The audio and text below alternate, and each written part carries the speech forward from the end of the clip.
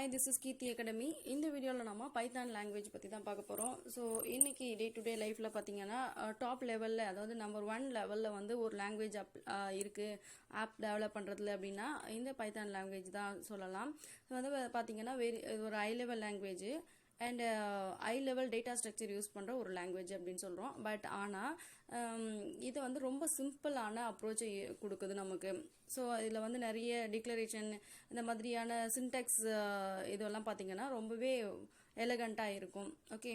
And இது ஒரு interpreter use பண்ற language அப்படிங்கிறதுனால இன்டர்பிரட்டர் நேச்சர் இருக்கு. அதோட பாத்தீங்க அப்படினா இது ஒரு oops language, அதாவது ஆப்ஜெக்ட் ஓரியன்டட் ப்ரோக்ராமிங் லாங்குவேஜ். மற்ற oops லாங்குவேஜ் எல்லாம் பார்க்கும்போது இதில் சின்டாக்ஸ் ரொம்பவே சிம்பிளாக இருக்கும். அதனால அதாவது ப்ரோக்ராம் டெவலப் பண்ணுறவங்களுக்கு ரொம்பவே ஈஸியாக இருக்கும். ஓகே.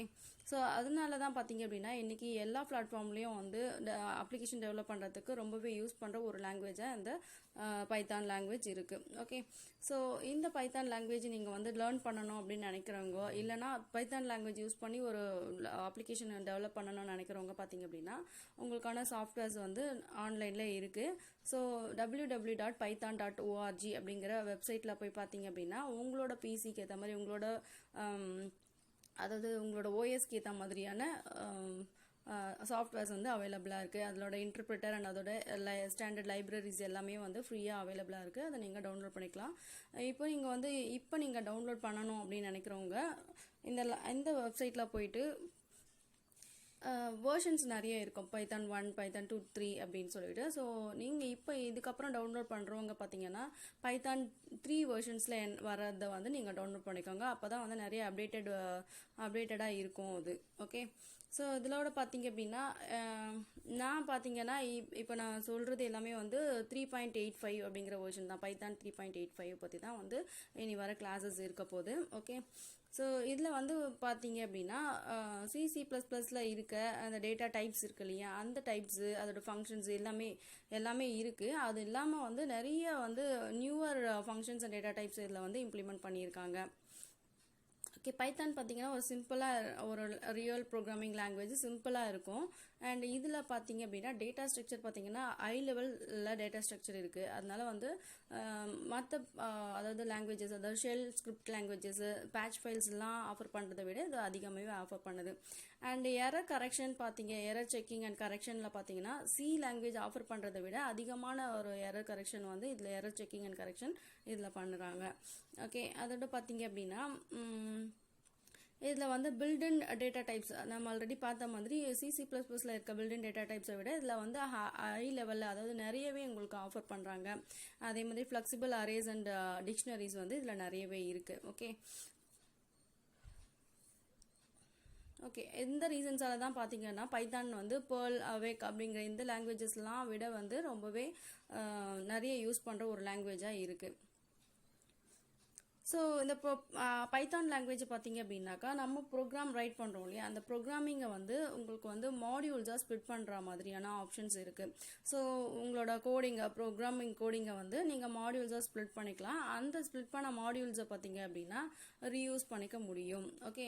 ஸோ உங்களோட ப்ரோக்ராமை மட்டுமே மாடியூல்ஸாக பிரிக்கணும், யூஸ் பண்ணுறதும் அப்படின்னு மட்டும் இல்லாமல் இதில் நிறைய large collection of standard modules offer பண்ணுது. ஸோ அதாவது ஃபார் எக்ஸாம்பிள் பார்த்தீங்கன்னா IO files, system call, sockets இந்த மாதிரியானது எல்லாமே பார்த்தீங்கன்னா உங்களுக்கு நிறைய large collection of standard modules இது ஆஃபர் பண்ணுது. அதை யூஸ் பண்ணி நம்ம ஈஸியாக ப்ரோக்ராம் பண்ண முடியும். ஓகே. பைத்தானில் பார்த்தீங்கன்னா இன்டர்பிரட்டட் லாங்குவேஜ் அப்படிங்கிறதுனால உங்களுக்கு டைம் ரொம்பவே கன்சிடரபிளாக சேவ் ஆகுது அப்படின்னு சொல்லலாம். எப்படி அப்படின்னு பார்த்தீங்கன்னாக்கா ஒவ்வொரு லைனை நீங்கள் டைப் பண்ணும்போது அது இன்டர்பிரட் ஆகிடுறதுனால அந்த கம்பைலேஷன், அதுக்கப்புறம் லிங்க் பண்ணுறது, இந்த லிங்கிங் கம்பைலேஷனுக்கான நெசசரி இல்லை. அதனால இது டைம் சேவ் ஆகுது. ஸோ இந்த ரீசனால பார்த்தீங்க அப்படின்னா நீங்கள் ஒரு ப்ரோக்ராம், ஒரு அப்ளிகேஷன் டெவலப் பண்ணுறீங்க அப்படின்னும் போது அதை டெஸ்ட் பண்ணும்போதும் உங்களுக்கு அந்த டெஸ்டிங் ரொம்பவே ஈஸியாக முடிஞ்சிடும். ஓகே. ஸோ அது மட்டும் இல்லாமல் வந்து இது ஒரு ஆன்டி டெஸ்க் கால்குலேட்டர் மாதிரி யூஸ் ஆகுது. அது எப்படி அப்படின்னு பார்த்தீங்கன்னாக்கா, நீங்கள் நார்மலாக வந்து ஒரு கால்குலேட்டரில் ஜஸ்ட் ஒரு டைப் பண்ணி நீங்கள் வந்து அதில் வந்து நம்பர் ஆட் பண்ணுறது இந்த மாதிரிலாம் பண்ணலாம் இல்லையா? அதே மாதிரி இதுலேயும் பார்த்தீங்க அப்படின்னா ஒரு சேலரி இருக்குது, அதில் வந்து சேலரி ஈக்குவல் டு 5000 அப்படின்னு கொடுக்குறீங்கன்னா, நெக்ஸ்ட் உங்களுக்கு எப்போ தேவைப்படுதோ அதை அப்போ வந்து salary plus 1000, salary divided by 30 அந்த மாதிரிலாம் கொடுத்து நீங்கள் அதுக்கானதை ஆன்சரை பார்த்துக்க முடியும். அதனால் அது வந்து ஆன்டி கால்குலேட்டர் மாதிரி யூஸ் ஆகுது அப்படின்னு சொல்லலாம். ஸோ இது வந்து பார்த்தீங்கன்னா காம்பேக்ட்லி அண்ட் ரீடபிளி ஈஸியாக இருக்குது அப்படின்னு சொல்லலாம். எப்படி வந்து இது வந்து காம்பேக்டாக இருக்குது அப்படின்னு சொல்கிறோம் அப்படின்னு பார்த்தீங்கன்னாக்கா, மற்ற லாங்குவேஜில் பார்க்கும்போது C++, ஜாவா இந்த மாதிரியான ப்ரோக்ராமிங் லாங்குவேஜை கம்பேர் பண்ணும்போது பார்த்தீங்கன்னா, இதில் வந்து நீங்கள் கோட் ரைட் பண்ணுவீங்க இல்லையா? ஸோ ரைட் பண்ணும்போது ஒரு ஆப்ரேஷன் பர்ஃபார்ம் பண்ணுறோன்னா ஒரு சிங்கிள் ஸ்டேட்மெண்ட்டில் கொடுப்போம். ஒரு காம்ப்ளெக்ஸ் ஆப்ரேஷன்ஸ்லாம் பர்ஃபார்ம் பண்ணுறோம் அப்படின்னும் போது பார்த்தீங்க அப்படின்னா,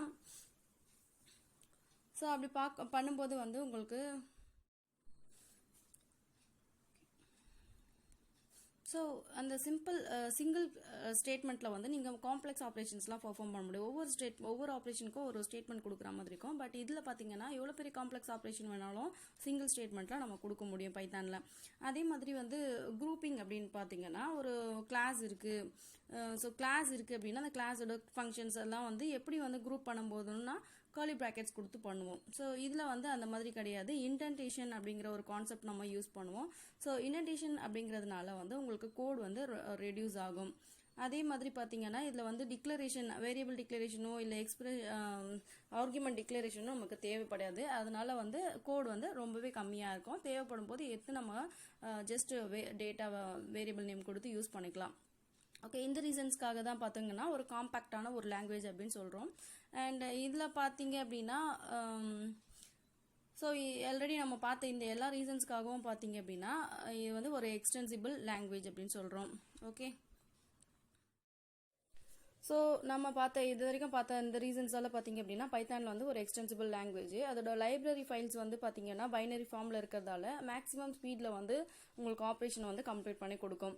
ஓகே, நெக்ஸ்ட் பார்த்தீங்கன்னா அதோட நேம் பார்த்தீங்க அப்படின்னா பைத்தான் டெவலப்பர் பார்த்தீங்க அப்படின்னா ஒரு டெலகாஸ்ட், அதாவது பிபிசி ஷோவில் டெலகாஸ்டான ஒரு மாண்டி பைத்தான்ஸ் ஃப்ளையிங் சர்க்கஸ் அப்படிங்கிற அந்த ஷோவோட நேமை தான் வந்து இதில் கொடுத்துருக்காரு. அவருக்கு பிடிக்குங்கிறதுனால. மற்றபடி இது ரெப்படைல்ஸ்க்கும் இதுக்கும் எந்த சம்மந்தமும் கிடையாது. ஸோ சப்சிக்வெண்ட் வீடியோஸில் நம்ம பைத்தானை பற்றி பார்க்கலாம்.